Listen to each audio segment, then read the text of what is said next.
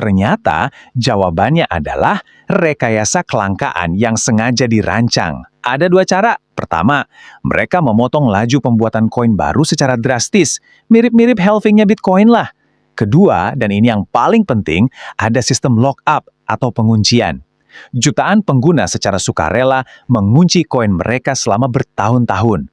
Artinya, koin-koin itu ditarik dari peredaran. Jadi, walaupun totalnya ada 100 miliar koin, yang bisa diperjualbelikan itu cuma sebagian kecilnya saja.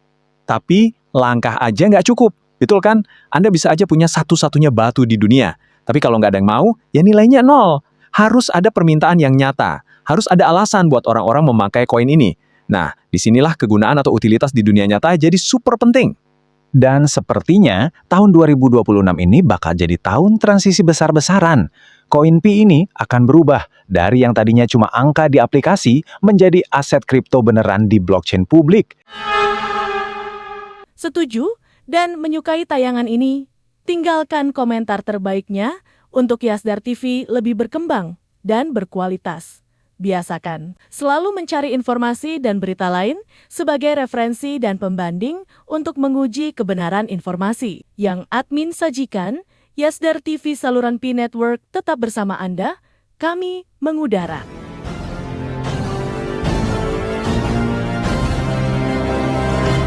Pi Network, Pi One Ear, GCV 314159. Dolly! พวกเรารอ Pi Network, Pioneer, GCV 459 ดอลลาร์ Oke, yuk kita coba bedah topik yang satu ini. Coba deh bayangin sejenak. Kalian punya aset digital di ponsel kalian. Kalian nggak beli. Kalian dapat gratis. Cuma dengan, meluangkan 1 detik tiap hari buat nekan 1 tombol. Di dunia yang serba ada harganya ini, kedengarannya kayak gimmick kan? Sesuatu yang sepele. Tapi, gimana kalau saya bilang, ada komunitas global, lebih dari 60 juta orang, itu setara populasi satu negara Italia loh, yang percaya banget kalau aset gratisan ini, suatu hari nanti bakal bernilai mahal banget. Nah, inilah inti penelusuran kita hari ini. Pi Network. Dan ini dia angka keramatnya. 314.159 dolar per koin. Kalau dirupiahin, itu sekitar 5 miliar rupiah. Wow, untuk 1 koin yang cuma didapat dari neken tombol. Saya tahu reaksi pertama kalian mungkin ketawa, atau paling nggak skeptis banget. Wajar kok, angkanya kedengeran mustahil, bahkan absurd. Tapi untuk pembahasan kali ini, coba deh kita tahan dulu keraguannya.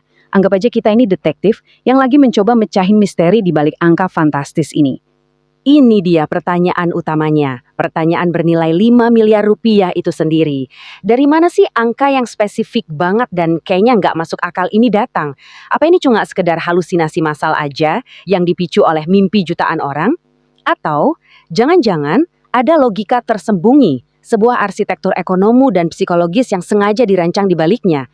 Nah, ini yang bakal kita bongkar lapis demi lapis buat ngerti mesin pemikiran yang mendorong klaim fenomenal ini.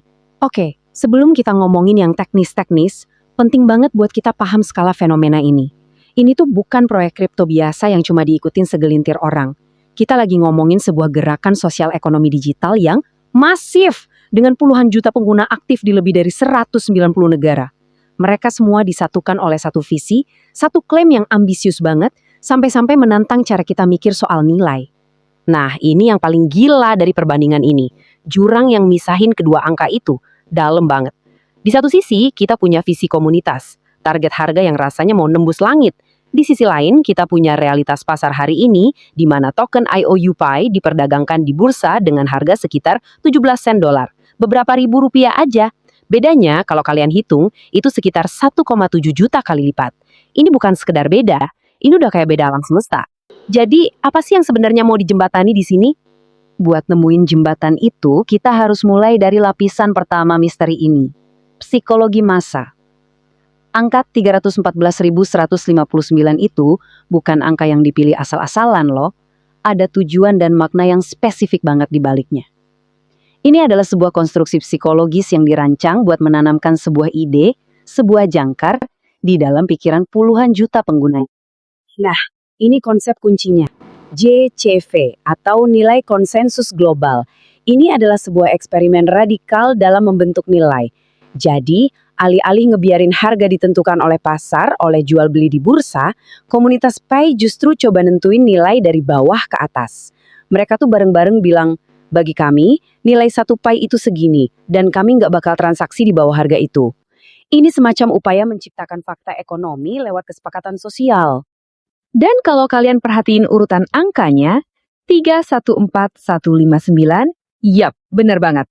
Angka ini diambil langsung dari digit-digit awal konstanta matematika Pi. Pi. Ini tuh langkah branding yang cerdas banget.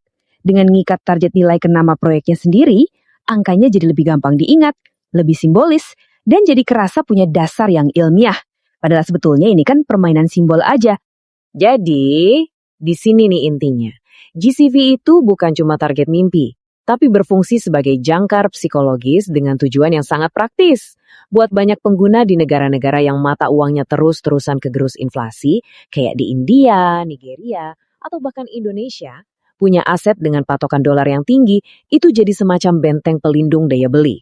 Ini adalah upaya untuk menciptakan standar nilai alternatif di tengah ketidakpastian ekonomi. Oke, sampai sini kedengarannya menarik ya, tapi kaum skeptis pasti langsung nunjuk satu masalah raksasa. Total pasokan Pi Network itu 100 miliar koin. Banyak banget. Hukum ekonomi paling dasar ngajarin kita kalau barangnya banyak, harganya pasti murah. Gimana caranya mereka bisa punya harga setinggi langit dengan pasokan sebanyak itu? Jawabannya ada di sesuatu yang bisa kita sebut rekayasa kelangkaan. Nah, gambar ini ngejelasin bedanya dengan gamblang. Angka 100 miliar itu kan batas atas teori aja, jumlah maksimal koin yang bisa ada. Tapi yang benar-benar ngaruh ke harga di pasar itu bukan total pasokan, tapi pasokan yang beredar, jumlah koin yang beneran liquid dan bisa diperdagangkan.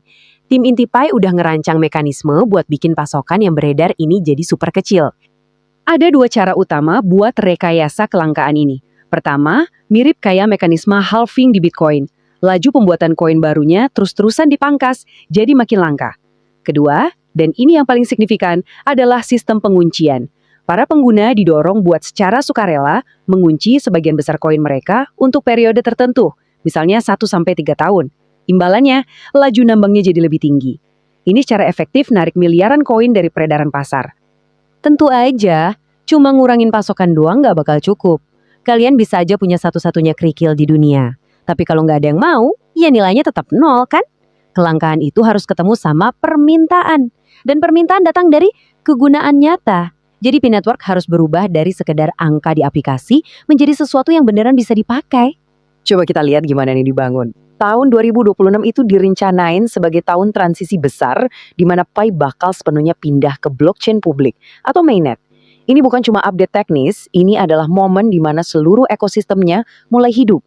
Nanti bakal ada bursa terdesentralisasi atau DEX buat nuker Pi, ada platform aplikasi buat para developer bikin layanan, dan yang paling penting, bakal ada kemampuan buat pakai Pi sebagai alat bayar barang dan jasa, plus buat kirim uang antar negara dengan biaya murah. Oke, sekarang kita masuk ke bagian yang jujur aja, agak nggak disangka-sangka. Sesuatu yang biasanya jadi momok menakutkan buat dunia kripto, yaitu regulasi dari pemerintah Amerika, justru berpotensi jadi pemicu terbesar buat Pi Network. Ini semacam plot twist yang menarik nih. Jadi gini, di Amerika itu ada dua polisi keuangan utama buat aset digital. Ada SEC yang ngurusin aset yang dianggap sekuritas atau efek, kayak saham. Terus ada CFTC yang ngurusin komoditas, kayak emas atau Bitcoin.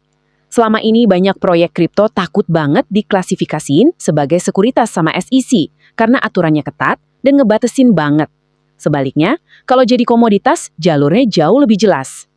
Nah, disinilah keunikan Pi, jadi kartu asnya. Karena Pi itu dibagikan gratis lewat nambang di HP dan nggak pernah ngadain penggalangan dana publik, argumennya kuat banget buat nggak dianggap sebagai sekuritas. Filosofi distribusinya yang adil dan berbasis komunitas ini mirip banget sama Bitcoin di awal-awal. Ini ngebuka peluang besar buat Pi diklasifikasiin sebagai komoditas di bawah CFTC yang lebih ramai inovasi. Terus, kenapa klasifikasi ini penting banget? Ini bukan sekedar soal ngehindarin masalah hukum. Begitu sebuah aset kripto dapat lampu hijau sebagai komoditas di Amerika, itu tandanya para pemain besar bisa masuk. Bursa raksasa kayak Coinbase bisa ngelisting tanpa ragu.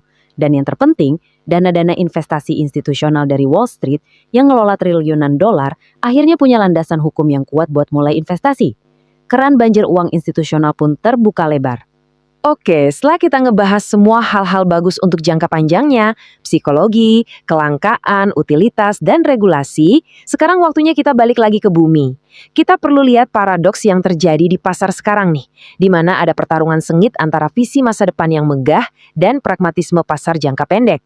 Di satu sisi, inilah visi agungnya, angka yang jadi panutan jutaan orang, simbol masa depan yang mereka yakini dan perjuangkan bersama. Tapi di sisi lain, inilah kenyataan pahit pasar hari ini. Harga yang mencerminkan keraguan, ketidakpastian, dan sentimen jangka pendek. Kontras yang tajam ini ngerangkum seluruh ketegangan dalam cerita Pi Network. Nah, ini bagian yang menarik dan jujur banget dari sumber analisis kita. Sang analis, meskipun dia percaya sama visi jangka panjang GCV itu, secara pribadi dia adalah seorang trader aktif yang manfaatin naik turunnya harga harian. Ini cerminan sempurna dari paradoks trader. Misahin keyakinan ideologis dari strategi investasi praktis. Percaya sama tujuan akhirnya, tapi tetap aja menarik ngikutin irama pasar saat ini. Jadi, kita ngelihat ada 3 lapisan pemikiran di sini yang jalan barengan. Ada visi jangka panjang yang idealis, ada pragmatisme jangka pendek yang realistis, dan di tengah-tengahnya ada estimasi yang lebih masuk akal untuk tahun 2026, yaitu di kisaran 1-5 dolar. Kalaupun cuma target ini yang kecapai, itu udah keuntungan ribuan % buat para penambang awal dan jadi bukti konsep yang kuat banget buat visi yang lebih besar.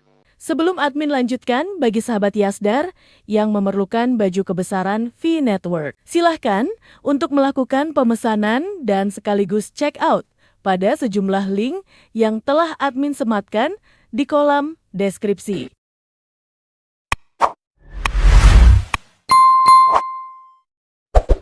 Jadi, apa inti dari semua ini?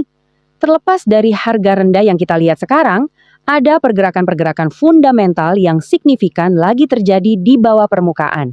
Kayak lempeng tektonik, gerakannya pelan, nggak kelihatan, tapi berpotensi bikin guncangan besar. Utilitas nyata lagi dibangun, struktur pasar mulai matang, dan potensi kejelasan regulasi di AS bisa jadi gempa pemicu yang ditunggu-tunggu. Sebelum kita tutup pembahasan ini, saya mau ninggalin kalian dengan satu pertanyaan yang lebih filosofis.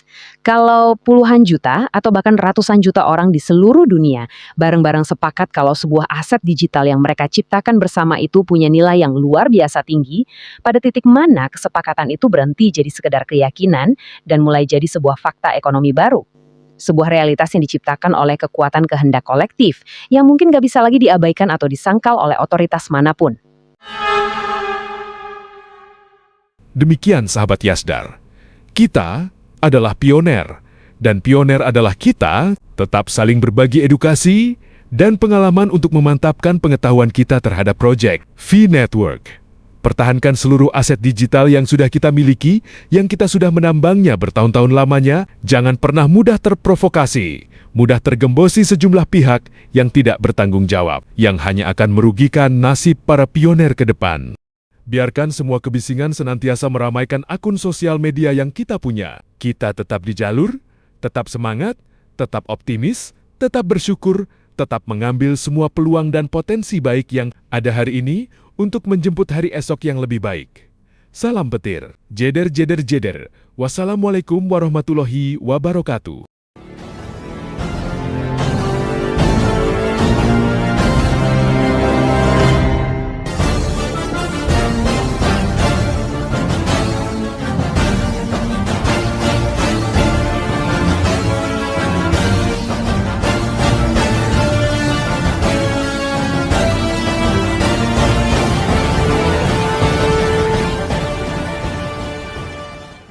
Pi Network, Pi 1 Year, GCV 314159. Dollar! พวกเรารอ Pi Network Pioneer GCV 459 ดอลลาร์ เย้